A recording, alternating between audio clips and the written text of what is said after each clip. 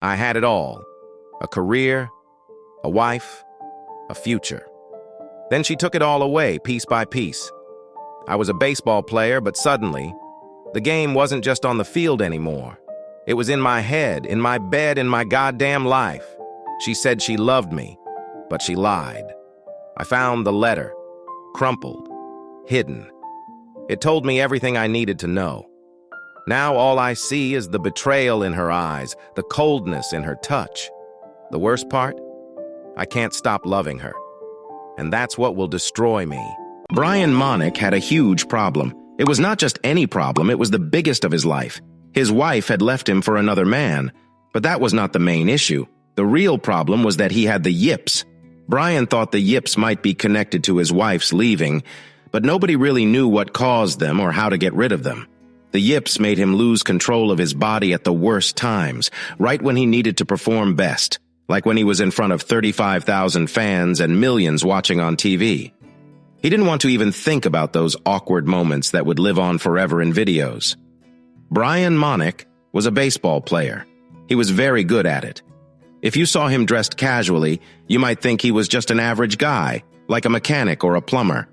He was 5'10" and weighed 185 pounds. He had a strong grip and a fit body, like many other guys his age. But few had the quick reflexes and skills needed to catch a flying baseball or scoop up a bouncing ball and throw it accurately. Even if someone had those amazing skills, they still had to swing a bat at a small ball while standing still as it flew toward them. Not only did they have to hit it, but they had to hit it well enough to get past or above 8 other guys trying to catch it. And they had to do this over and over, day after day, while dealing with tiredness from traveling, fans, and many other demands. And then, to make things worse, his wife left him. Bryan never thought life was something he deserved without effort. He knew he had been lucky. He had no serious health problems, great eyesight, and parents who cared for him and supported his interests. Growing up in Hondo, Texas, Bryan played baseball whenever he could find an empty field. He joined games with anyone around, enjoying friendly matches and making friends. Every day he practiced hitting, fielding, and throwing. These experiences helped many American baseball players, and Bryan felt he could also make it big when he earned a scholarship to the University of Texas at Austin, a famous school for baseball talent. He knew his dreams were closer when he got a call from his future coach. In college, he faced much tougher competition than he had in high school. The players there were better, and he had to relearn parts of the game. Luckily, he had a great coaching staff who helped him switch from shortstop to second base, a position many players overlooked. Good things seemed to come his way. One of those good things was Lauren Esposito. "Eileen told me you read to the preschool group yesterday," Mrs. Lowell said, enjoying the nice weather in early June. Bryan nodded as he ate his cod. "Yes, ma'am. When they heard I played for the Kettleers, they all came to sit with me." Mrs. Lowell smiled bright. He noticed she liked it when he called her ma'am. He had started to soften his accent a bit, sounding more polite, almost like someone from a different place.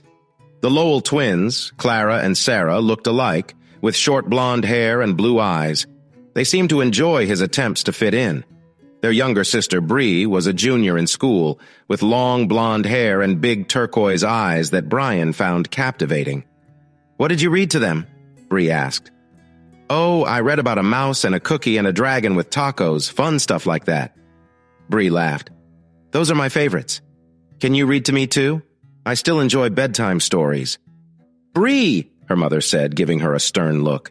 "You're making Mr. Monnic uncomfortable." Brie rolled her eyes playfully. "Don't mind her," Clara added. "She's at that stage where she likes to tease any guy around." Bryan paused. Were they teasing him? "Girls," Mrs. Lowell said. "It will be a long summer if you bother Bryan." Sarah asked, "Bryan, are we bothering you?" He shook his head. "Not at all. I have 2 brothers. This is nice for a change." "Well," Clara smiled, "here you have 4 sisters." "That reminds me," Mrs. Lowell said. "The pool service will be here tomorrow." She looked at Bryan. "We usually open the pool sooner, but spring has been cool. Slash, with my husband away on a trip, I didn't think I needed to get things ready. He will be flying back from Madrid in the morning." "Is Melody coming back with him?" Brie asked. Mrs. Lowell smiled at Bryan. You'll finally meet your last sister. Melody has been working at Ashton's company and studying for the bar exam. She works really hard, just like her dad. Hey, Sarah said, pretending to be upset. What are we, chopped liver? In February, baseball practice in Austin is often chilly, so players wear long sleeves and sometimes a knit cap to keep warm. Bryan was taking some swings on a cool Monday afternoon when the head coach walked onto the field to watch. Good swings, Monnic, the coach said. Now try this bat. Bryan stepped out of the batting cage. The coach held a bat against his thigh and lifted it for Bryan. It was a wooden war-stick bat, 34 inches long and 34 ounces heavy. It had a natural color on the barrel, a black handle, and a gold ring marking the middle. Bryan held it with both hands as if it were something really special. He smiled at his coach. The special news was that he had been invited to play in the Cape Cod League. Bryan had only ever played with metal bats. Every youth program he joined, Little League, high school, and college, used metal bats. They were cheaper because, unlike wooden bats, they didn't break easily. Metal bats had a larger sweet spot and helped the ball go faster and farther. The sound of the bat hitting the ball was a common part of Bryan's life. But professional players used wooden bats. They wanted to see how players did with wood before drafting them.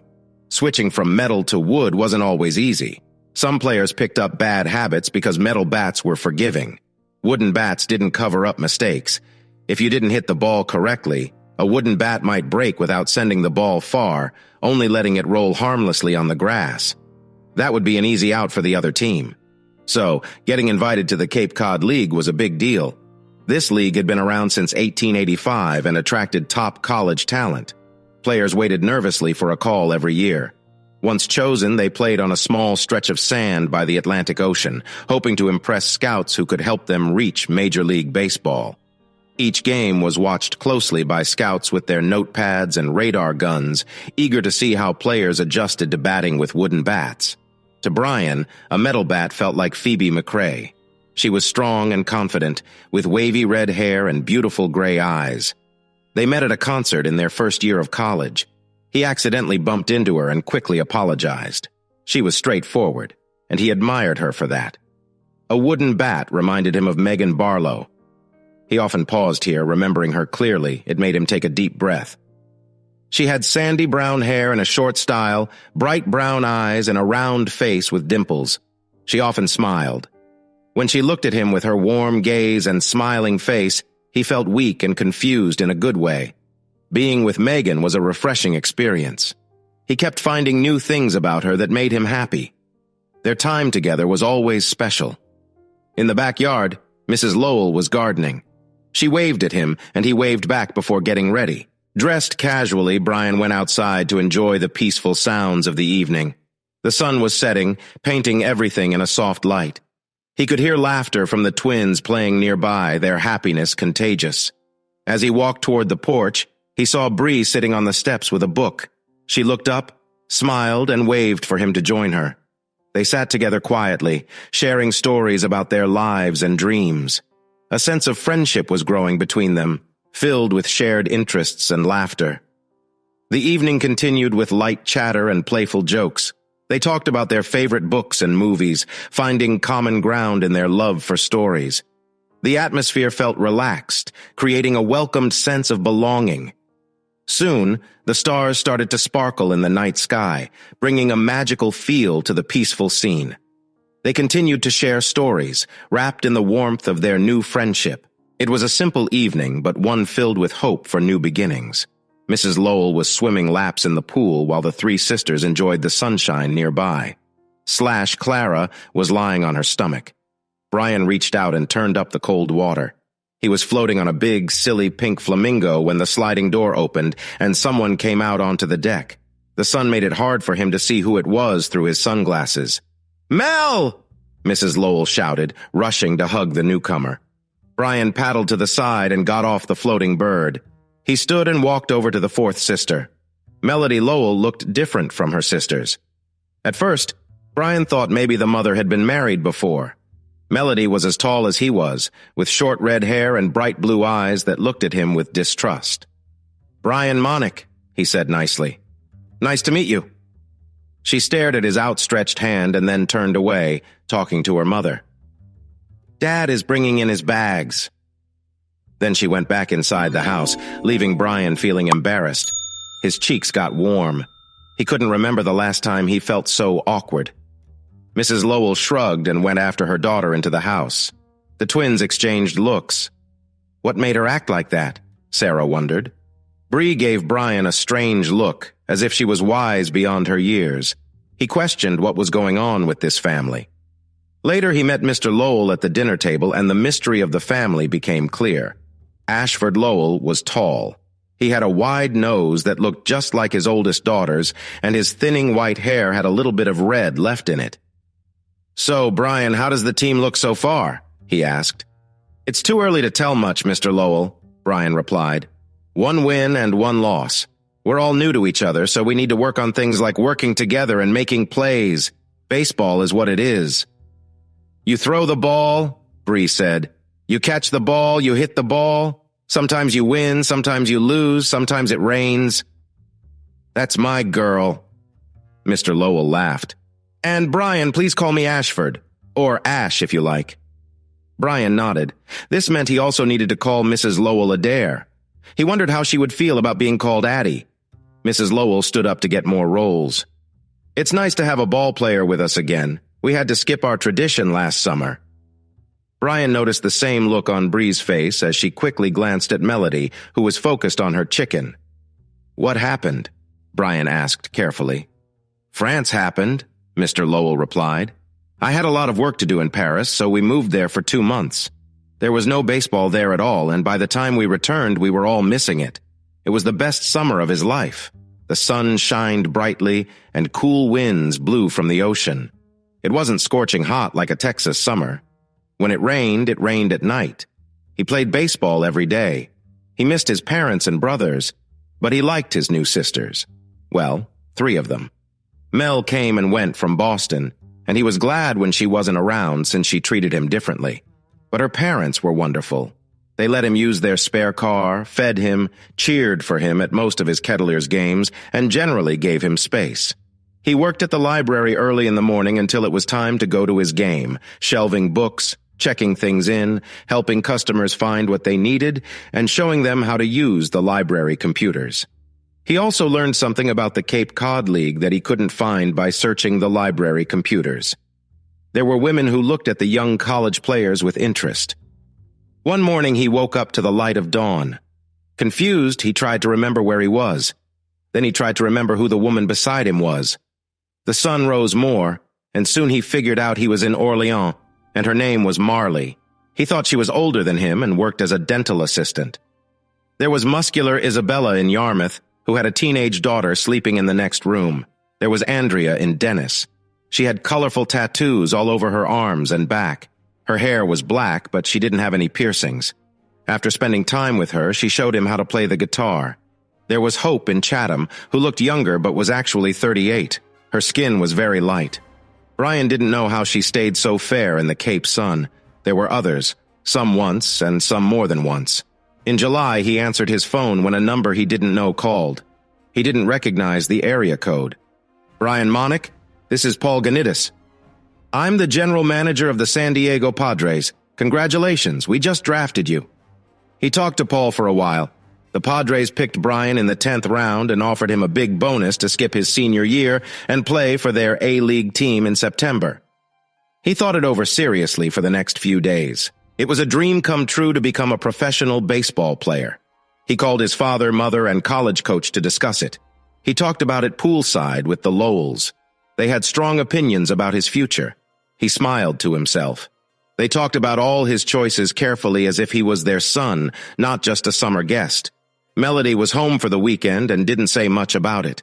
He noticed her looking at him with an expression he couldn't understand. In the end, he decided to go back to Austin, finish his senior year, hope not to get hurt, and try to improve his chances in the next draft. It was a risk, as Paul reminded him when Bryan called to turn down the Padres' offer. The season ended. Cotuit lost in the playoffs, but Bryan wasn't upset.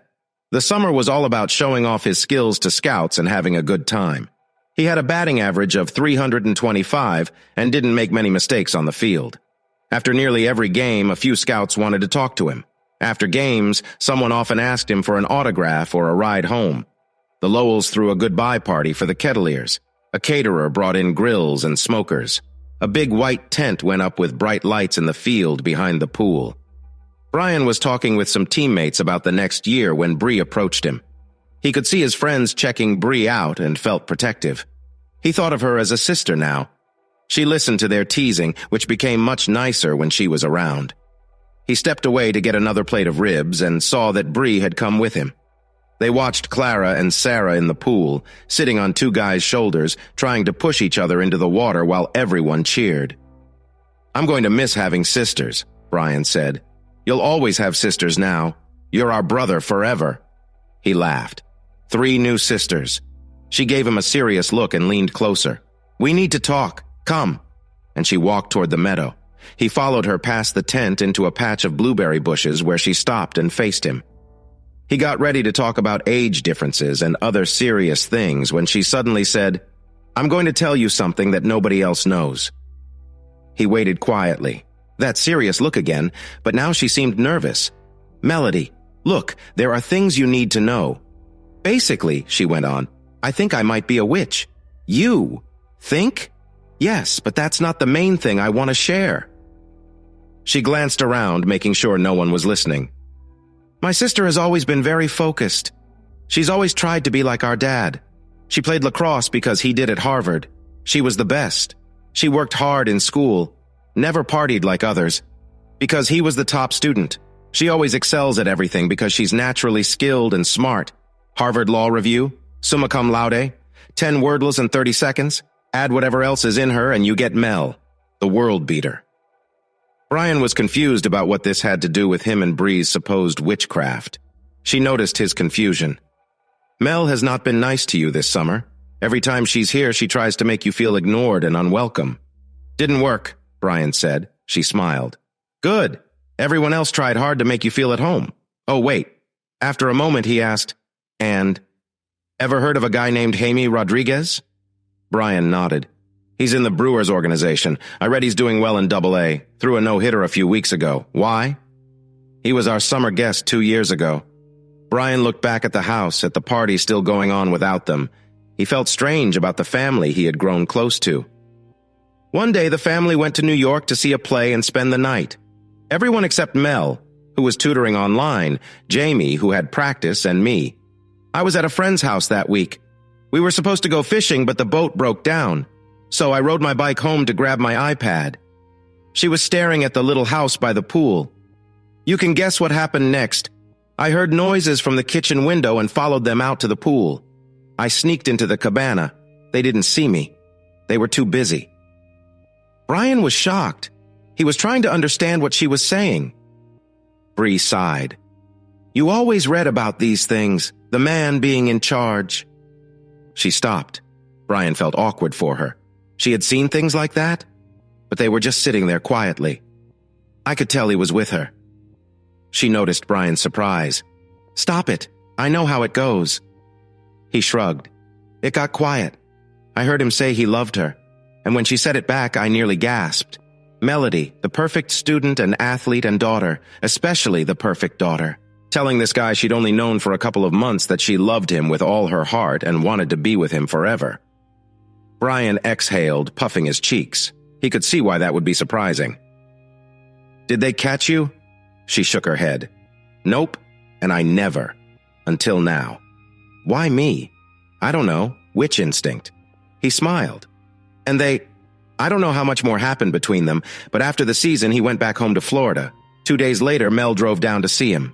She paused in silence. She looked sad. "Look him up." Bryan pulled out his phone and searched the name. He found some pictures. Brie came close to see, pointing at one. He tapped on it, and the screen filled with an image of Jaime Rodriguez holding a young girl. A young boy was next to him, and they were smiling with a blonde woman. "Son is 5, happily married." "Oh," said Bryan. "Yeah, I didn't want you to leave us thinking. Brother Mel was never mad at you." On the plane back to Austin, Bryan remembered the last time he had spoken to Melody, the day before the farewell party. He had been in the kitchen sipping iced tea, watching Sarah, Clara, and Brie playing badminton without caring about the rules. Melody came in quietly and surprised him when she said sharply, "Don't get any ideas." He turned to face her. "The only ideas I have are completely brotherly." "What's the problem?" She looked a little confused for a moment. Bryan had never spoken to her like that before. "They're good kids," he went on. "What are you worried about?" Melody put on her angry face again. Bryan interrupted her. "I get it. You don't want your fancy family to mix with mine." "Of course! What do you even have to offer? Let's be real," Bryan said. "I won't be going to Harvard Law." He said Harvard Law in a way that made it sound like he didn't care. "But your degree in communications is great." She copied his mocking tone when she said, "Communications." Bryan almost smiled. He always thought she was clever.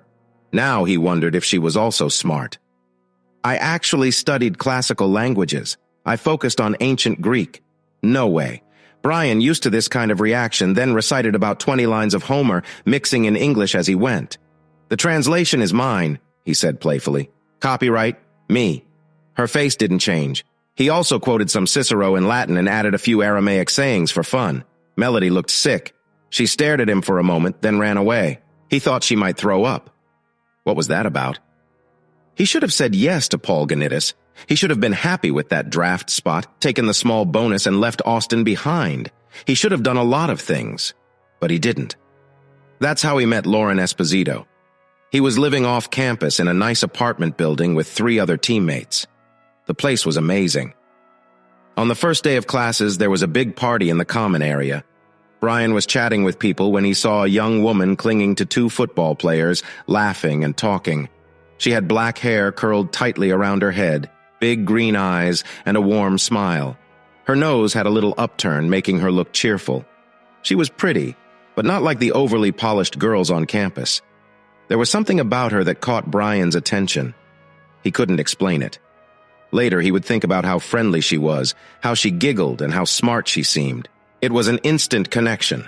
He knew connections like that could be dangerous. Years later, he would remember the need to be careful in love. He thought it would be smart to hire a private investigator to check out any future partners his kids might find.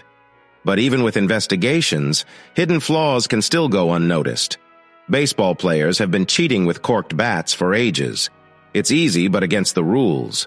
They drill a hole in the bat, fill it with cork, pack it in, and cover it up to hide the change. People think a corked bat hits the ball harder, making it go further. It seems logical. The problem is, it isn't true. How far the ball goes depends on bat speed, weight, and how the ball bounces. Even if a lighter bat seems faster, it loses power when it's made lighter. From a science point of view, a corked bat might look and act normal, but it's weaker. Eventually, it might break when it hits the ball, showing the cork inside. A private investigator would never have found Lauren's hidden flaw in time. Lauren seemed to fill a gap he had in his life. It was something unexpected, and it felt like a cover-up. Just a pretty surface. It wasn't based on any facts. He had no idea if she was good or bad. All he knew was what he saw, and he carelessly fell for that. It took Bryan 2 months to get her to leave her boyfriend, and another month to make her choose him alone. He used his future career as an excuse, something he now saw as slimy. He told her about the offer from the Padres and how another year of college would make him more appealing. He hoped it would lead to a big signing bonus. But give him a break. He was 21, and he was completely taken by Lauren Esposito. The studio looked like many others. The blonde interviewer was just another face in a long line. Sometimes they wanted to interview the athlete alone, sometimes with their partner. Today they wanted both Lauren and Bryan Monnic, and it was happening at Channel 5. News, sports, weather. They sat in small, flimsy chairs with the Red Sox logo on them. Behind them was a green screen, which Bryan knew would be filled with pictures later. Bryan was tired of the same old questions. What's your favorite restaurant? How did you meet? What do you do on your days off? But his agent told him to show up and interact. Parker Brannon had several clients making millions in many sports, and Bryan wanted to be among them. At first, it was fun to be in demand. It felt exciting to finally be a major league player. That summer, after his last year at Austin, he was drafted by the Boston Red Sox and received a big bonus that paid for his wedding and honeymoon. Bryan's new agent and financial planner put most of the remaining money into safe investments. This made his family happy, but it made Lauren want to buy a Lexus SUV to replace their old 10-year-old Camry. Bryan had good skills in the field, but he still needed a season or two in the minor leagues to hit against professional pitchers regularly. At that time, the Sox organization needed second basemen. They had some shortstops who had changed positions and some players who could do many jobs, but none of them were true second basemen. Bryan was having a great time. He listened closely to the coaches and older retired players who came through to teach the younger players. He practiced a lot, all the time. He was always the first one in the clubhouse and the last to leave. He worked out on his days off and took batting practice. He watched training videos. He ran a lot and chased after 1,000 high fly balls. He picked up 2,000 ground balls. All this for just a little over $2,000 a month. That's right. While the big league players made millions, those in the A, AA, and even A leagues earned very little, which made it hard to live. Bryan didn't like the low pay, but he accepted it as just part of the system. Lauren hated it, and sometimes showed it in ways that Bryan thought were unreasonable, until he learned that her feelings were reasonable to her. In college, she seemed much more responsible and mature than most students his age. She was always well-groomed and nicely made up, but never overdone. Her clothes were not expensive, but they were always neat with no stains or tears. When he first visited her dorm room, he was amazed. It was spotless. There were no clothes on the floor or even dust under the bed. He had never met anyone like her. Her room looked like something from a college magazine. On the wall above her bed were 2 big posters of weightlifters, showing their hard work and commitment. They lived for a few months in Greenville, North Carolina, in a rented duplex. Then Bryan got promoted to Salem A-Ball, and they rented an apartment on the 3rd floor of an old building. In the winter, they went back to Texas and stayed with Bryan's parents. After Salem, he was assigned to the AA team in Portland, Maine. There, they shared a house in South Portland with 2 teammates and their wives. At every place they lived, Lauren made sure their simple home was always clean and organized. She often shared her dreams of a better life once he made it to the big leagues. Their cheap desk was filled with her sketches of their future house and garden plans. He understood her wish for a comfortable life, where money wouldn't be a worry, because he had seen her childhood home. After they were together for a few months, he noticed she didn't talk much about her family. She had grown up in Peyote, Texas, a really small place. When they graduated, he asked her to marry him and insisted on meeting her parents. She was hesitant and made excuses to avoid the trip, until finally, when he said he would go alone, she agreed to go.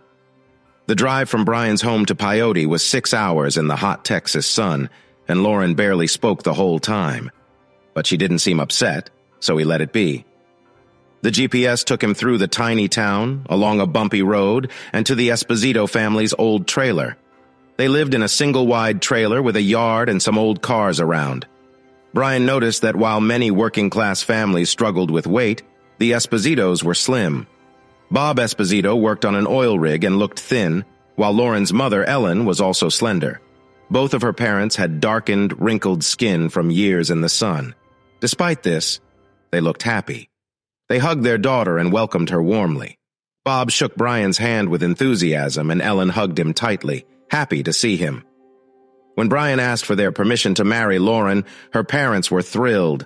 Bob cheered loudly, and Ellen cried tears of joy. Bryan and Lauren did not stay long. They excused themselves, saying they had a long drive back and needed to plan the wedding, promising to call once they set a date.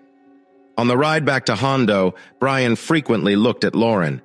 She gazed out the window, responding softly to his questions. Her parents' home had many photos of Lauren and her older brother, who was in the Army. In every picture, Lauren looked thoughtful. Even when she smiled, Bryan struggled to see the confident woman he had fallen in love with. Maybe she had grown up and changed. But he had noticed the look on her face when they walked from his truck to the trailer door.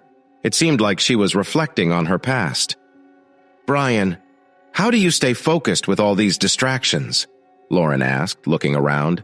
At least she recognized the distractions, he thought. "Lauren," he replied, holding her hand. "She keeps me focused. She's always there for me. Since I got drafted by the Red Sox, she has managed everything so I can just focus on playing. I really don't know what I would do without her." Lauren turned to him with a warm smile and touched his arm gently. Distractions. Bryan had been called up to the big team in the summer before. One June afternoon, he was oiling a new glove in the Portland clubhouse when the manager called him into his office. Half an hour later, he was driving fast south on I-95. He arrived at Fenway Park an hour before the game started.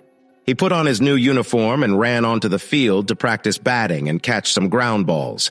He was amazed by how bright everything was, especially the bright green grass, crisp white lines, and bold red seats. He was also surprised by the sea of faces in the stands. And now, he was starting the game. In the clubhouse, Bryan felt a bit dazed as his new teammates did their own special routines to get ready. Then he felt a tap on his shoulder and looked up at a tall man with blonde hair who was smiling and offering his hand. "Mitch Rollins," he said. "I play first base. I'll be your new best friend." Bryan shook hands eagerly. It was important for them, as teammates on the right side of the field, to build a strong bond.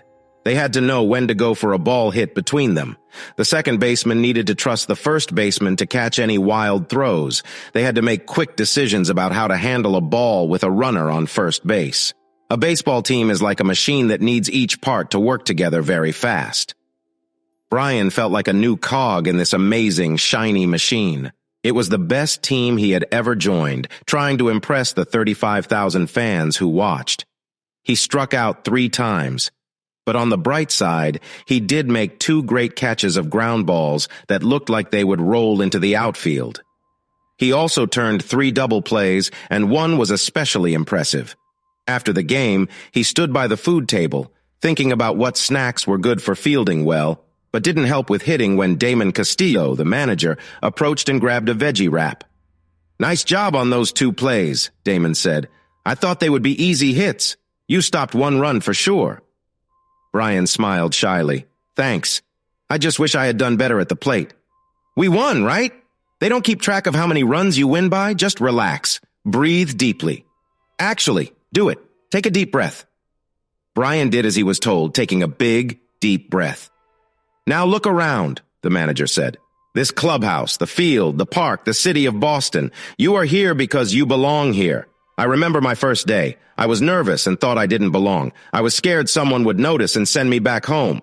But that never happened. My manager told me to relax and that I was here for a reason. He told me to take a deep breath." Bryan smiled. "Thanks. I appreciate it." The next morning, the Red Sox headed out on a long trip to the West Coast. They would play 3 games in Seattle, 4 games in Oakland, and finish with 3 games in Los Angeles. Bryan had taken many long bus rides in the minor leagues, but this first trip to the majors was something he had never imagined. The older players often shared stories about the nice things that came with playing in the big leagues. Bryan had never known how true those stories were until now. His bags were moved from city to city without him having to touch them. The team used a jet, and all the seats were first class. The meals were fancy, and the hotels were really nice and close to the ballpark. Bryan even had his own room. Every night he called Lauren. He messaged her all the time about the amazing things he was experiencing. He always missed her on the road and felt bad for her being alone. But this time, he felt no guilt. They were suddenly doing well, financially at least. His salary in the minors had been small, but now, just by showing up at Fenway Park, he was making a lot more money. On the flight to Seattle, he called Lauren and asked her to take the train from Portland to Boston, pick up their car from the players' parking lot, and start looking for a house. He could almost hear her excitement through the phone. They had an off day in Los Angeles, and 2 outfielders invited him to a party. A big Hollywood producer. He went to Boston Latin, Boston College, they said. It was supposed to be a fun night. Bryan liked fun. A fancy limo picked him and a few other players up from the hotel and took them into the famous Hollywood Hills, a place Bryan never expected to visit. He stepped out of the limo in front of a giant glass and steel mansion. Inside, their host, a short, chubby man wearing a black outfit and a Red Sox cap, welcomed them. Bryan met several guests and realized it was going to be an interesting evening. The host handed him a plastic card. "You're in the Monroe suite." Bryan started to say something, but the man interrupted him. "No arguments. We'll take you back to the hotel in the morning before the bus leaves for the game. Just relax." So Bryan relaxed. He got a cold beer and explored the huge yard. There was an arcade with real games, a billiard room with 4 tables, a pinball room, and even a bowling alley. Outside by the pool, there was a sauna and a hot tub big enough for a small boat. He saw tennis courts, a basketball court, and a batting cage. He took pictures to send to Lauren. Soon he realized he was alone. His teammates and the women had disappeared, and he didn't think they would be playing pinball. He settled down in one of the lounge chairs. Past the pool, he could see the Pacific Ocean glowing under the full moon. The lights of Los Angeles sparkled below. It was a long journey from Hondo, Texas, all because he could play baseball well enough to make people want to pay to watch him. He finished his beer and thought about having one more before calling it a night when he heard a voice ask, "What room are we in?" Startled, he almost tipped over his chair. He had been lost in his thoughts and the beautiful scenery. The girl sat down next to him, and if he hadn't moved his legs quickly, she would have bumped right into him. This seemed to let her down a bit. She was the smallest of all the women he had seen earlier. When he first saw her, he thought someone had brought their younger sister. She was maybe 5 feet tall, even with her high heels, had long brown hair, a round face, and a warm smile. "Hi, I'm Harper." "Yes, I remember." She smiled at him, and Bryan thought her smile was really nice. "And you're Bryan." He nodded. "So, what room are we in?" Bryan felt a bit annoyed. He had been having a nice, quiet time. "We?" She looked puzzled. "Don't you want to?" Bryan stared into her eyes. "Want to what?" "To be together." "Look, Harper, do you have your ID?" "What?" She looked worried. "Your ID, driver's license. I hope you are old enough to drive." Now she looked upset. "Okay." She reached into a small pocket, surprising Bryan, who didn't think her skirt had enough room for one, and handed it to him. "Sharon Ann Moeller," he said. "When did you change your name?" "We don't use our real names," she replied, sounding annoyed. "Ollie said to pick a name that sounded nicer." "And Harper is nicer than Sharon?" She rolled her eyes instead of just saying, "Duh." He thought about her ID and did the math. "Well, at least you are legal. Unless it's fake." "Really? Why do you care?" She sat up straight. Nobody else cared. "This a regular thing for you?" Her cheeks flushed. He thought she might get angry, but it was just embarrassment.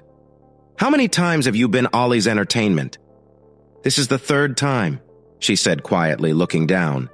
"Are you a—" Her head shot up. "No, if that's what you're thinking. I'm a production assistant at Herald Pictures." "So, what's the draw? Is it that thrilling?" She thought for a moment and then laughed. Her laugh was bright, and for a second Bryan wanted to hear her laugh like that all night. "Not really," she said with a sigh. "The first 2 were just okay. And tonight, I get you. Sorry, I'm married." "So are they. They didn't even take off their rings." "Why should they?" Bryan said. "You're a sure thing." He paused. "They weren't here for your fun." She looked out at the city and didn't answer. "You really know how to ruin a night," she finally said. "Yeah," he said. "So why me? Am I just the last one left?" She shrugged. "You saw them." "I sure did. I couldn't miss them. Quite a group. But if I got to pick, I would pick you." She showed both a frown and a smile at the same time. "Why? There's no comparison." "That's not true. Are you friends with those other girls?" "Yeah. Not very well, but they're all actresses." She looked at him. "How did you know?" "They were checking to see how I thought they looked. You looked at me to see how I looked." "Oh. You want my advice, Miss Moeller?" She laughed.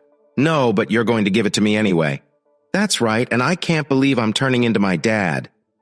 "Look, this isn't the best way to get noticed if that's what you want. Isn't that what everyone in Hollywood wants?" She shrugged. "You know how many PAs there are in this town?" Ollie said I could stand out by networking. "No offense to him," Bryan said. "Wait, actually forget him. He's just a boy trying to impress baseball players. It doesn't cost him much but for food and drinks." She laughed again. Bryan wanted to make her laugh all night long. "So tell Ollie to forget you the next time he calls. Find someone who will respect you, both as a person and for your skills." They looked at each other. "Dad mowed off," Bryan said. She bit her lip. "Tell me about your wife." And he did. They talked and played games like pinball and pool. There was even a skee-ball machine where she managed to beat him 2 out of 3 times, jumping up and down and shouting with joy. He gave her the key to the Monroe suite. She waved goodbye as he dropped her off at the door. In another life, Bryan thought. He called a rideshare to the hotel and got back around 2. The next morning, he felt dead tired, and the 4 guys who stayed the night at Ollie's place looked worn out too. Bryan, feeling exhausted, still performed well, scoring 3 out of 5 at-bats with 2 RBIs, including the winning hit. After the game, he was out of energy, but inside, he felt great. Lauren found them a house with the help of a real estate agent in a nice area south of Boston, which turned out to be in Rhode Island. At first, Bryan was unsure about moving to another state, but when he saw the house, he was hooked. It was a 2-story, 4-bedroom home with a 3-car garage set in a quiet neighborhood. There was a big shared clubhouse with a heated pool, hot tubs, tennis courts, a soccer field, and volleyball. It was the simpler version of Ollie's fancy place. Plus, it was only 40 miles from Fenway. For Bryan, who was used to long distances in Texas, that felt like just down the street. On the day they got the keys, Bryan carried Lauren over the threshold, gently set her down on the living room floor, and lay down next to her. He wrapped his arms around her, and she suddenly started to cry. "What's wrong, babe?" he asked softly. "Oh, Bryan, you have given me everything I ever wanted." "I love you very much," she said. Bryan wanted to make her feel better. He wrapped his arms around her tightly while she shared her feelings. They fell asleep for a bit, then Lauren poked him awake. 4 bedrooms means 3 are empty," she said, rubbing her eyes. "Each baby will have their own room. Are we really going to use them all?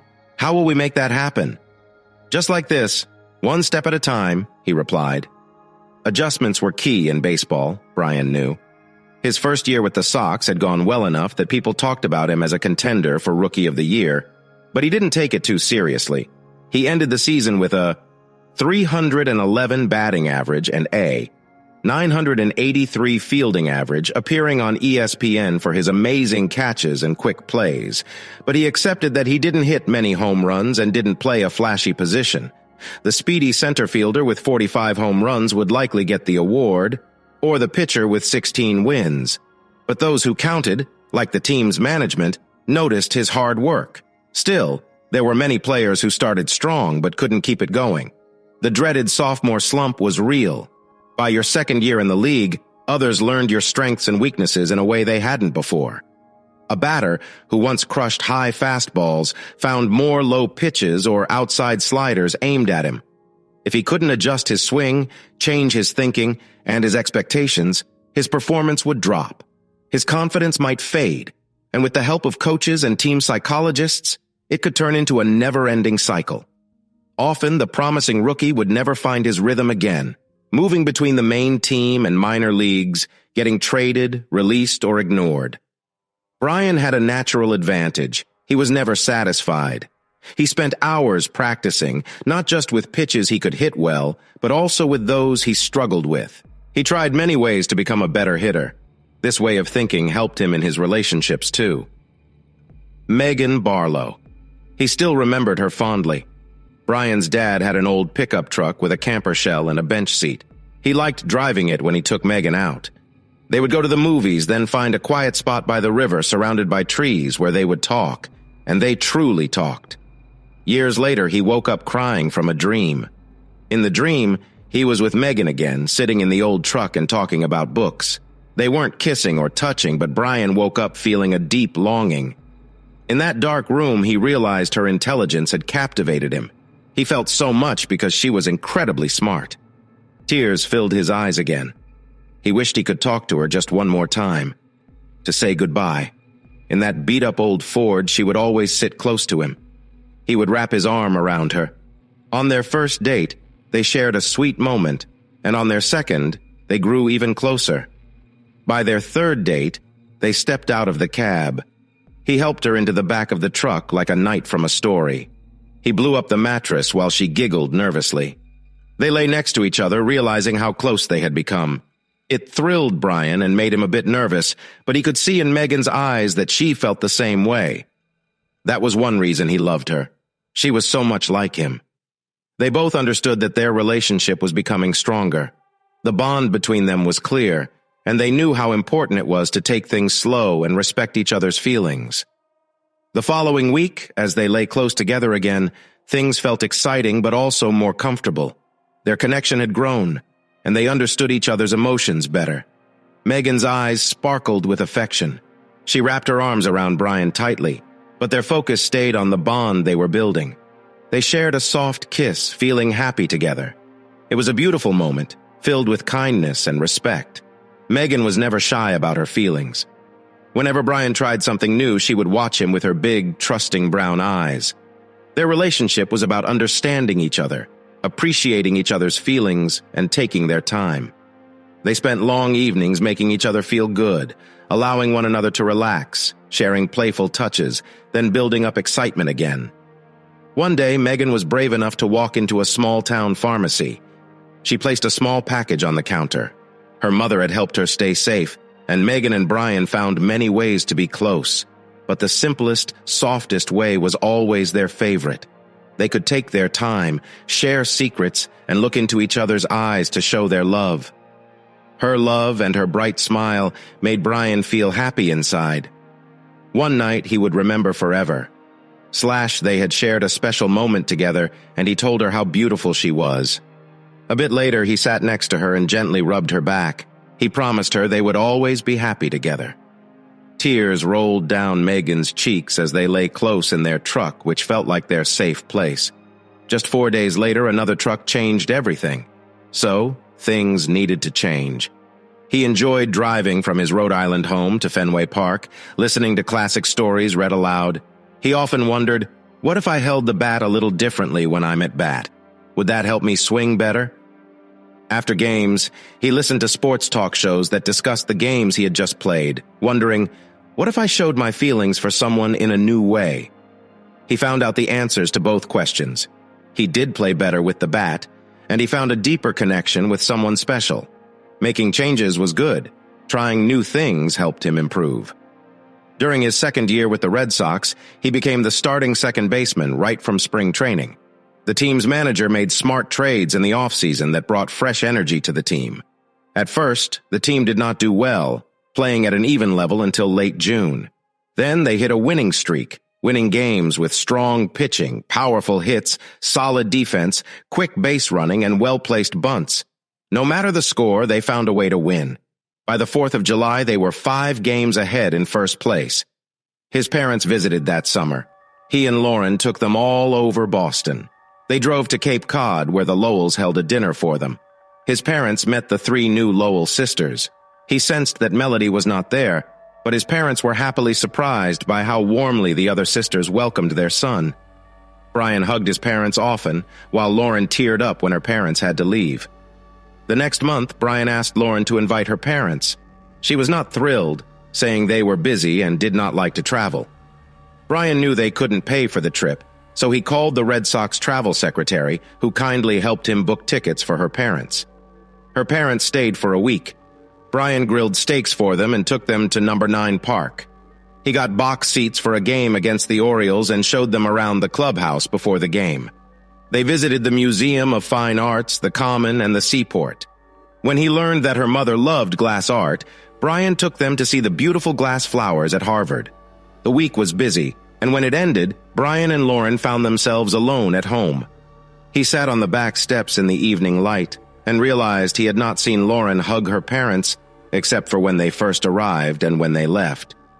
She did not cry when they said goodbye, and he was unsure what this meant. He heard Lauren call his name and went to find her. He discovered her in their bedroom, standing by the window as dusk came. "Thank you," she said softly. He thought she meant thanks for bringing her parents to visit, but he was wrong. "Thank you for this life." She stepped into his arms. Her words troubled him, but he couldn't focus on it. Lauren worked hard in their backyard, planting a large garden with berry bushes and vegetables that grew thick and green. They swam at the big pool at the club and played tennis and volleyball with their neighbors. One day, A new face appeared at the club. Lauren was lying in the shade when Bryan brought her 2 smoothies. He saw her eyes widen in surprise. He turned to see a tall, strong man talking to the lifeguard. The lifeguard blushed bright red when the man leaned in close to speak with her. Suddenly, he remembered it was Owen Archer. He had been the quarterback for the Chargers before becoming a free agent. ESPN reported that the Jets had signed him for a huge deal, $500 million over 6 years, most of it guaranteed. Experts said the Jets had overpaid, but the team was desperate for a quarterback. It was a good break for Archer. He was very impressive in size. Bryan was surprised that a quarterback, usually not known for big muscles, looked like that. Owen Archer looked like the models in Lauren's posters. Bryan glanced at his wife and saw her look of admiration as she watched Archer in his small swimsuit. A woman from down the street brought Archer over, chatting excitedly to have 2 professional athletes in the neighborhood. Archer shook hands with Bryan, then held Lauren's hand gently. Archer made small talk with them for a little while. He was renting a house for the summer since the Jets were training at Brown University while their New Jersey facility was being remodeled. After a few minutes, he left for a workout, shaking hands with Bryan again and saying goodbye to Lauren. Later that night, Bryan lay next to Lauren. "Do you wish I had big muscles?" he asked suddenly. Lauren laughed. "Is that what you're worried about? Do you wish I had bigger breasts?" "No," he replied. "I love yours." "And I love your muscles, dear. But you can't say you never look at someone else and think about it." Bryan thought that was fair, but it didn't make him feel better. A week later, the team, the Red Sox, played a doubleheader in Toronto. In the first game, Bryan hit a great triple, helping the team win by 4 runs. Between the games, he took a shower, ate a chicken salad sandwich, drank ginger ale, and joined his teammates as they sang My Sharona loudly in the clubhouse. He laughed as the guys sang over the sound of the shower. He felt truly happy. This was his dream come true. He was a professional baseball player. He had a nice home and a loving wife. Things could only go down from here. In the bottom of the 5th inning, the Jays had a runner on first and 1 out. Bryan saw his catcher signaling for fastballs that would make the ball bounce. With 2 strikes and 1 ball, the batter swung at a pitch he couldn't hit well. The ball bounced toward shortstop and Bryan ran to the bag. The shortstop picked up the ball and tossed it to Bryan. Bryan caught the ball in his glove as he stepped on second base, then turned to throw to first. But the runner was faster than he expected and slid to break up the play. Bryan pulled his legs up in the air to avoid the crash and threw the ball, but one of his feet hit the runner's shoulder. He twisted sideways and reached out to catch himself. He fell awkwardly on his left knee, and the impact hurt his hip. He felt a sharp pain. His shortstop, thinking he just fell, congratulated him and tried to help him up. Bryan stood for a moment, but the pain in his thigh made him fall back down. His teammates gathered around, signaling for the medical cart. The Red Sox were ahead by 5 games over the Yankees. The plastic surface of the MRI machine was slippery and yellow from age, while the outside looked new. The noises and movements inside the MRI made him feel uneasy. He didn't know if it was the strong magnetic field or something else that made him anxious, but he knew that feeling trapped was real. Bryan learned about how important his labrum was the hard way. It was the cartilage that kept his leg in the hip joint, helping him run and jump in baseball. He realized he was in serious trouble. Second base at Fenway Park was his spot, his job. The longer he stayed on his back, the longer someone else could take it. He spent a lot of time lying on his back after his injury. He thought a lot about his leg and then about his marriage. The days after his injury passed quickly. The team doctors took him to Toronto University Hospital for X-rays and an MRI. They decided his injury was stable enough for him to fly. They put him in a brace and gave him pain medicine. 3 days later, he went through more tests at Mass General and was checked by the Red Sox doctors and 2 other orthopedic surgeons his agent brought in. The team doctor suggested he go to Phoenix, where a surgeon was using a new and less invasive method to fix the hip labrum. His doctors said this new way looked good and wouldn't cause harm. The worst case was that it might not help him get better as quickly as expected, forcing him to recover during the off-season, which was similar to the regular treatment plan. With the new method in Phoenix, he might return to play in time for the playoffs. Playoffs? It was nearly August. Playoffs began in mid-October. Bryan told them to get him to Arizona. Lauren met him in Boston when he was still feeling dizzy from the medicine for his pain. She was very emotional when she saw him in the brace. "Lauren, it will be okay," he said as she knelt next to him in the wheelchair. "I'm sorry, Bryan. I can't help it. The man on television said your career might be over and—" She was very upset. "Don't pay attention to those reports. They don't know anything. My doctors say I can be back in 6 weeks." "Really? Really?" They flew on a small plane, just Bryan, Lauren, and a Red Sox trainer. In Phoenix, they went straight to the hospital where Bryan had more tests and scans. The next day, he had surgery. It was surprisingly simple, maybe even less involved than getting a filling at the dentist. They gave him a local anesthetic, and the surgeon made 2 tiny cuts. She used special tools and spent about 30 minutes working on his hip. Then she smiled at Bryan as the nurses put on a bandage. "Mr. Monnic, you can move around the hospital now." "Just like that?" he asked, amazed. "Yes, we are done. Now you just need to do your rehab and heal." "Thank you, doctor." She shook his hand. "I did my training at Brigham and Women's. I hope to see you back on the field beating the Yankees soon." Lauren stayed with him for 5 days after the surgery. Eventually, they decided Lauren should go back to Rhode Island to take care of her garden until he could come home. She complained, but she knew there wasn't much she could do for him here. All she could offer was her support. The night before she left, she crawled over to him in bed and snuggled close until he turned to face her. "Stay still," she whispered. He could tell she was serious, so he gave her an honest answer. "If things get really bad," he said slowly, "I'll find another job. Maybe I'll coach college baseball. I could become an agent or even get a doctorate and teach old languages at Harvard while you host faculty parties and raise 5 kids." She hugged him tight, and they soon fell asleep. Later, he realized that she had said, "What will happen to you?" not "What will happen to us?" Every morning, he went to the hospital for physical therapy and spent his afternoons in the weight room at the Cardinals Stadium in Glendale. Once the doctors let him drive, he rented a car. In the evenings, he relaxed in the hotel's hot tub. Every day at noon, he jumped into a very cold ice bath at the stadium. For dinner, he either ate at the hotel or went to a local restaurant. He preferred eating alone. He was reading Rawlinson's translation of Herodotus and taking notes, comparing it to the original Greek. He thought about writing a PhD thesis about the times of the father of history after his playing days were done. He hoped that day was still far away. It was funny, but he felt a little annoyed that no one ever noticed him. No one came up to ask for an autograph or talk about his past games. He wasn't sure if he wanted to be famous anyway, but he didn't get to choose. He texted Lauren almost every hour. She sent him photos of their garden and new curtains. They chatted by video every night. After a week, they talked less often. Bryan didn't worry.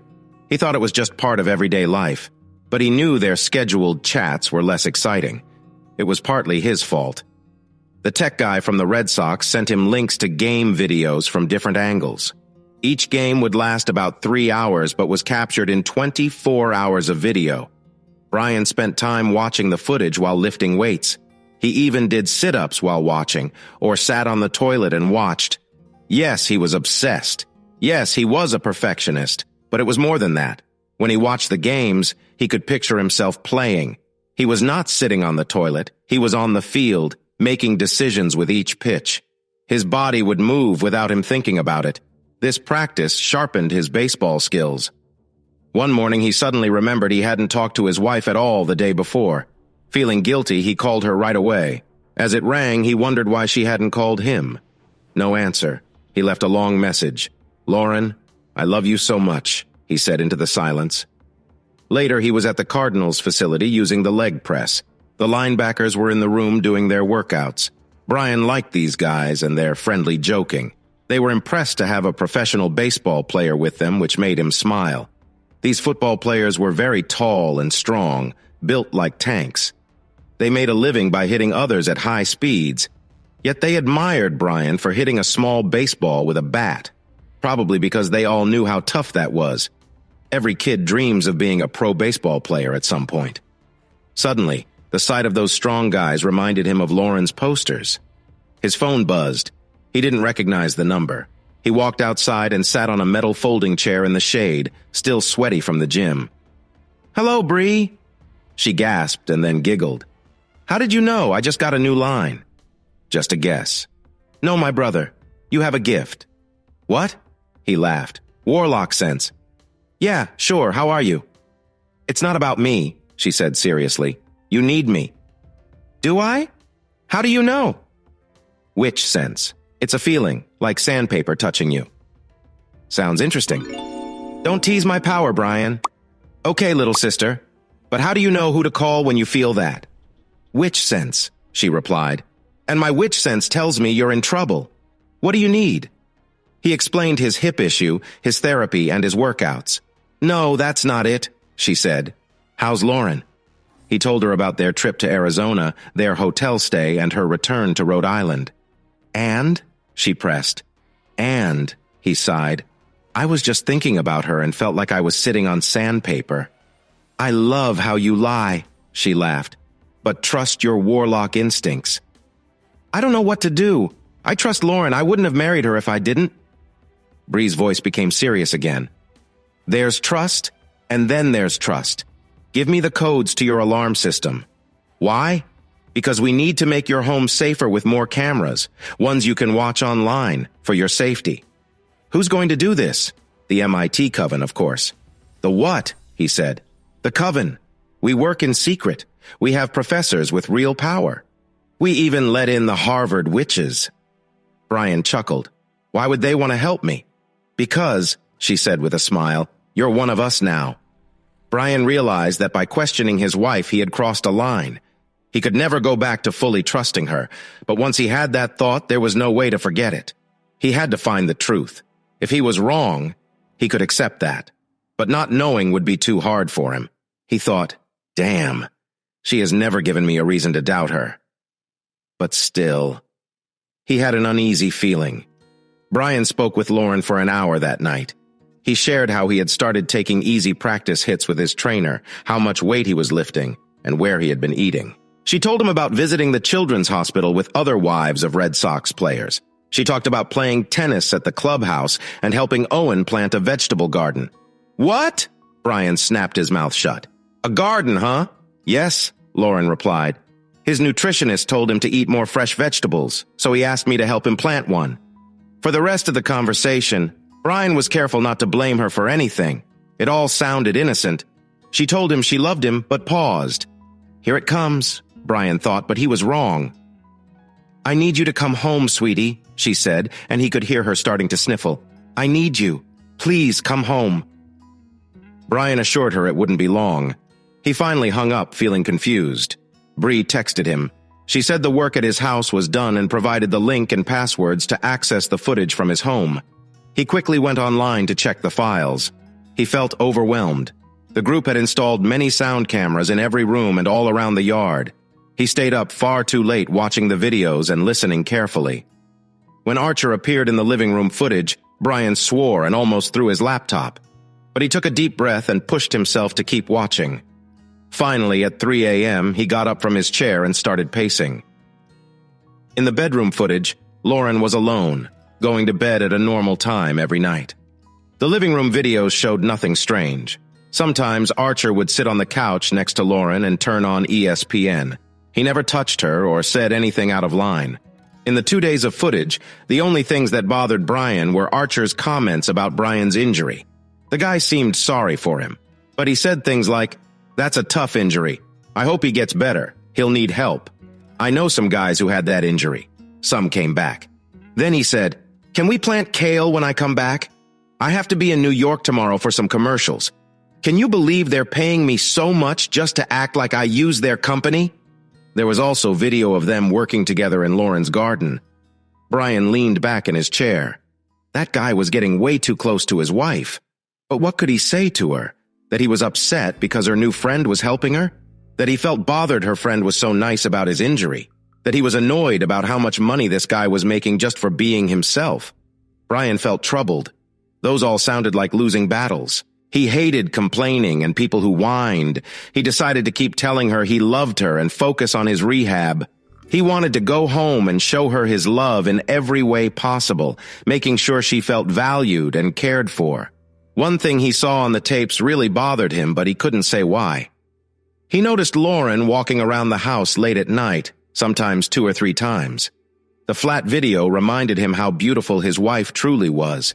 She seemed more radiant, her face more defined. Her face had always been lovely. This woman he loved wandered in the dark, looking worried, then went back to bed. What was going on? Hit it harder. The kid nodded. He was a senior on the high school team whose field Bryan was using. His brother stood on first base. The kid struck the ball, and it flew right at Bryan. He caught it easily and threw it back. Hit it harder. Try to get it by me. The kid nodded again, threw the ball in the air, and swung hard. This time, the ball shot across the ground just out of Bryan's reach, so the kid thought. He had never seen a real pro up close until this afternoon. He watched in awe as Bryan took 2 quick steps to the side and jumped. He flew parallel to the ground, his left arm stretched, glove open. He caught the ball just above a low bounce, landed, jumped up, turned, and threw the ball to the first baseman. The brother squealed and dove out of the way as the ball zoomed into the dugout. "Great job!" Bryan called. He rested his hand on his hip. No pain at all. "Again, hit it harder. I'll give you $20 every time you get it by me." Hop. Bryan hopped. "Squat." Bryan squatted, knee to chest. Bryan pulled his knee up to his chest. "Pain?" Bryan shook his head. "Would you tell me if there was?" Bryan shook his head again. The doctor sighed. "Athletes. Okay, I'll clear you to return." Bryan hopped again, then grabbed his cell and texted Lauren. "Pick me up at Logan. I'll tell you more later. Rehab in Worcester starts in 2 days. Love you." 15 minutes after joining the Red Sox AAA team in Worcester, Bryan began to see the real purpose of rehab stints. At first, he wondered why he couldn't head straight to Boston. He thought he could easily work out with the trainers there and get in some practice swings and field work. After his hard training in Arizona, he didn't think he needed to play in actual games to get back into shape. Bryan believed he could fit the workout of a long baseball game into just 30 minutes of focused practice. But the tradition of rehab stints for players returning from injuries was something he did not understand until now. Sitting in the clubhouse, he finally got what it was about. In Boston, he had his teammates around him. They were the guys who would support him on the field, give him high fives after good hits, and back him up if there were any arguments during a tough play at second base. In Worcester, all he saw were young players who wanted his spot. They said all the right things and treated him like a special guest. But deep down, he knew they all wanted his job. Maybe not specifically his position, but they wanted to be on the big plane, at the nice hotels and part of the team. He could feel it. Bryan knew he had to improve every part of his game and life to keep his spot at second base. He could not become lazy. That was what the rehab stint was for, to remind him that just because a job was his in the past doesn't mean it was his now. Bryan had always faced challenges head-on. An hour after Lauren met him at the airport, they shared a sweet moment in their hotel room. He felt a strong connection with her, and the chemistry was clear. They laughed and shared looks during the drive that brought them closer together. Taking a moment to relax, Lauren touched his hip gently, remembering his recent struggles. "I was so scared, babe," she said. Bryan had opened the hotel door after soft knocks, thinking it was room service, but there was no cart. Instead, he saw a small, pretty brunette smiling at him. "Sharon Ann Moeller," he said. "Wow, it's really you." "You remember me?" She laughed. He gave her a hug. "I never forget a face." She stepped back and lightly touched his arm. He noticed a shiny diamond ring on her finger. "Kevin is a policeman, homicide detective," she said. Bryan looked past her into the empty hallway. She chuckled. "Relax, I came alone." Then she realized how that sounded. "Oh, I didn't mean—" Bryan laughed. "I know, I was just going out to eat. Mind waiting for me in the lobby?" He took her to a Vietnamese restaurant. While they drove, she told him how she met her fiancé at a wake. "My friend was a dispatcher with the LAPD. We went to high school together." She had not seen her friend for a while when she learned that her friend had died in an accident while on vacation. Kevin saw her crying and tried to comfort her. And she held up her left hand. Their drinks came. "And?" Bryan asked. "And I have been following you. When I read you were in Phoenix, I had to ask you." Her eyes filled with tears. "I want you to come to our wedding, please." "Won't that be awkward, telling Kevin where we met?" She smiled brightly. Oh no, he knows everything. I told him. When we got serious, I knew there would be no secrets. If he couldn't accept my past, then we weren't meant to be. You told him about Ollie's place? Every little detail. I told him about that ball player who helped me get out of my bad situation. I told him how I took that great man's advice and told Ollie to go away. No, not awkward at all. Kevin wants to thank you himself. Bryan remembered the last time Lauren had watched him play. Buffalo was playing Worcester, a 7:05 game. They drove up together, had a nice brunch, and then he left her in the empty stands with her book while he went into the clubhouse to get ready. He waved to her as he practiced batting and fielding. She cheered every time he made a good play. When he left for a pregame snack, he blew her a kiss. She caught it and smiled back. In the top of the third inning, the lights came on as the sun began to set. With runners on first and second and 2 outs, the Buffalo batter swung hard at a high pitch and hit it poorly. The ball rolled toward the third baseman, who threw it to second base. Bryan raced to the bag, caught the ball, and stepped on the edge of it. Not the center like he usually did, but this time he missed. His foot twisted under his weight, and he felt his ankle turn painfully. Then the pain hit, and he cried out as he fell to the dirt. His shout of pain silenced the small crowd, many of whom knew he had been hurt before and were hoping to see him back with the Boston team. As the trainer rushed to him, he examined Bryan's ankle closely.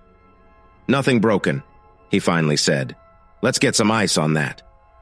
The shortstop helped Bryan stand. Bryan hopped on one foot with his arms over their shoulders. As they passed the stands, he saw Lauren. She was standing, hands over her mouth, tears streaming down her face. Bryan tried to give her a thumbs up, but she turned away. The Worcester team had a well-equipped training room, including a small X-ray machine. The team doctor checked him and reviewed the images on a large tablet. It hurts a lot, I bet, the doctor said. Bryan nodded, wondering if he should consider medical school if this was the level of intelligence he would face. Well, the doctor continued, no damage is seen. Ice it, wrap it, and keep it up. The trainer will give you some hot treatments. You'll be back on the field in about 5 days. He tried to call Lauren to meet him in the clubhouse, but she didn't answer. He thought she would have come to see him when they brought him in, but the pain had made him too distracted to notice she wasn't there. He checked her phone location and was surprised to see she was on the highway halfway home. What was going on? He called her again and left a message asking her to call him back. Worry started to creep in. He began to feel anxious for her and for their relationship. Luckily, many people who worked with the team still lived in Rhode Island. The head groundskeeper drove him home. Bryan spent the ride talking about grass types and turf soil. When they arrived, the house was dark. The trainer had lent him crutches, and Bryan used them to walk slowly to his quiet home. Their quiet home. His Jeep was parked in the driveway, but Lauren's car was missing. He looked on the app and saw Lauren's phone was still inside the house. When he hobbled inside, he found her phone on the kitchen counter. He reached for his phone to call her and ask where she was, but then he stopped. His foot started to hurt again. He shuffled to the freezer to fill a bag with ice, then made his way to the living room and sank into his recliner. He needed help. Only one number came to mind. "Hello, bro," she said. Brie arrived in 45 minutes. She got him a cold drink and listened as he explained what had happened that day while he sat with his foot iced and raised up. Suddenly, his phone buzzed with a ring. It was an unknown number. He answered and put it on speaker. They heard a woman crying softly, but no words. Bryan nodded at Brie. It was Lauren, no doubt, but she hung up before he could say anything. Bryan and Brie stared at each other. Bryan felt tears well up in his eyes. He was scared for his wife. She sounded upset. He wished he could hold her, but he didn't know where she was. He called the number back. No answer. "Did she seem like she was in trouble?" he asked. Brie shook her head. It sounded like her world is falling apart. Brie brought him another drink and a new bag of ice. She poured herself some red wine and they sat quietly for a while. After about 30 minutes, the phone rang again. It was Lauren. "Bryan," she said softly. Her voice trembled. "I'm so sorry. I can't live with the fear anymore." There was a sound like crumpling paper in the background. "Owen asked me to go to New Jersey with him." Her voice broke, but she pulled herself together. "I'm sorry. I'm okay. Don't worry about me." She gasped, and they heard a deep voice in the background before the call ended. "What the heck?" Brie said. "What was she reading? Does any of this make sense?" Bryan looked out the window into the dim light of the moon. He took a deep breath as the pieces started to fit together. Memories came back to him like flashes from their life in Salem. They had lived simply, trying to fill their home with love even when money was tight. One day he went to make a sandwich, but there was only one slice of bread and an old end piece, both with green spots. He was about to throw them away when he felt Lauren behind him. She saw the bread and cried. He held her, not understanding why she was upset. Her reaction with her parents, the pain on her face when they visited her old trailer home, all those little signs that made sense now revealed her fears. "Oh no, Brie," he said, a tear rolling down his cheek. "She's scared." Brie looked troubled. "Of that guy?" "No," Bryan said sadly. "She's scared of being poor, of going back to living in a trailer." "That's silly," Brie said, confused. "You're not poor. This place isn't a trailer. What's wrong with her?" "It's me. I got hurt, and she took that as a sign that my career is over." "But—" Brie stood up, angry. "You're fine." She glanced at his bandaged foot. "Mostly." He smiled sadly. "She just watched me get carried off the field for the second time this summer." Her fears came rushing back. A strong guy with money showed up and offered her a way out from her worries. She grabbed it. He looked at Brie, who was stunned. "Sometimes it's that simple," he said. Bryan raised his drink to Brie and quoted a saying he admired. "Love is like one soul in two bodies," he said. Brie looked deeply sad. He had never seen her like this, and it hurt him as much as Lauren's troubles. "I'm really sorry, Bryan. When she spoke, I felt like I heard a completely different person," she said. // Hey listeners, if you enjoyed watching this video and want to stay updated with our latest content, don't forget to hit that subscribe button and turn on notifications. You won't want to miss out on what's coming next. Thanks for watching, and see you in the next video with Queen Cheating Tales.